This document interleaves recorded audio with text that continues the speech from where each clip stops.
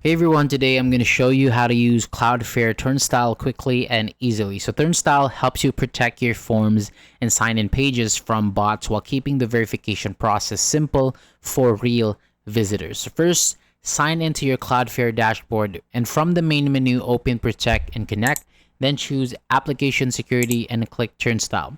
So the layout may look slightly different, but the same options should still be available. So on the Turnstile page, click Add Widget manually. Give it a clear name based on where you will use it, such as a registration page or feedback form. Then add the host name, which is the domain or subdomain where the widget will appear. Click Add and repeat this step if you need to include more than one host name. Next, choose a widget mode. Manage is recommended because Cloudflare automatically selects the best verification method, and non-interactive shows a loading spinner, while invincible runs without showing anything on the screen.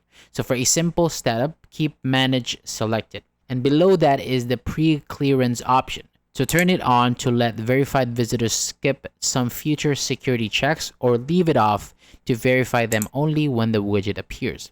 And finally, review your settings and click create.